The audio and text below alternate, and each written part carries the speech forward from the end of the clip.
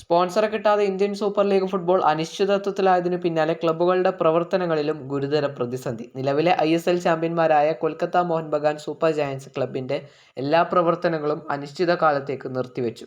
കളിക്കാരുടെയും support സ്റ്റാഫിന്റെയും കരാറുകൾ പുതുക്കുന്നത് അടുത്ത മാസം പുനഃപരിശോധിക്കുമെന്നും ക്ലബ്ബ് അറിയിച്ചു.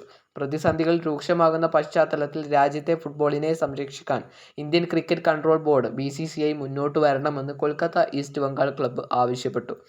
ISL സീസൺ ഡിസംബറിൽ പുനരാരംഭിക്കുമെന്ന പ്രതീക്ഷയിൽ അടുത്തയാഴ്ച ടീം ക്യാമ്പ് ആരംഭിക്കാനിരിക്കുകയായിരുന്നു മോഹൻ ബഗാൻ സൂപ്പർ ജയൻസ്. എന്നാൽ ലീഗ് നടത്തിപ്പിന് സ്പോൺസറെ കിട്ടാത്തതിനാൽ ISL സീസൺ ഈ വർഷം ആരംഭിക്കാനാകില്ലെന്ന് ഉറപ്പായി.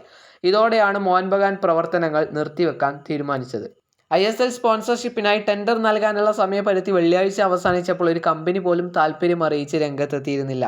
ISLന്റെ മുൻ സ്പോൺസറായ FSDL അടക്കം 4 കമ്പനികൾ പ്രാഥമിക ഘട്ടത്തിൽ താൽപ്പര്യം അറിയിച്ച് പ്രീ ബിഡ് കോൺഫറൻസിൽ പങ്കെടുത്തിരുന്നുവെങ്കിലും ഒരു കമ്പനി പോലും അവസാന ടെൻഡർ സമർപ്പിച്ചിട്ടില്ല.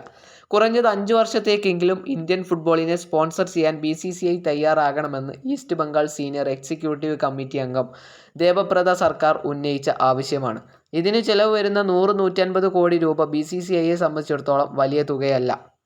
BCCI ISL ഏറ്റെടുത്താൽ ഇന്ത്യൻ ഫുട്ബോളിന്റെ ഭാവി മികച്ചതാകുമെന്നും ദേബബ്രത അഭിപ്രായപ്പെട്ടു. ആദ്യഘട്ട ടെൻഡറിൽ സ്പോൺസറെ ലഭിക്കാതായതോടെ തുടർ നടപടികൾ ചർച്ച ചെയ്യാൻ ISL ബിഡ് ഇവാലുവേഷൻ കമ്മിറ്റി യോഗം അടുത്തയാഴ്ചയാണ്. പ്രതിവർഷം 37.5 കോടി രൂപ അല്ലെങ്കിൽ മൊത്ത വരുമാനത്തിന്റെ 5% സ്പോൺസർ ഫെഡറേഷന് നൽകണമെന്ന ടെൻഡർ വ്യവസ്ഥ ഭേദഗതി ചെയ്യുന്നത് പരിഗണനയിലുണ്ട്.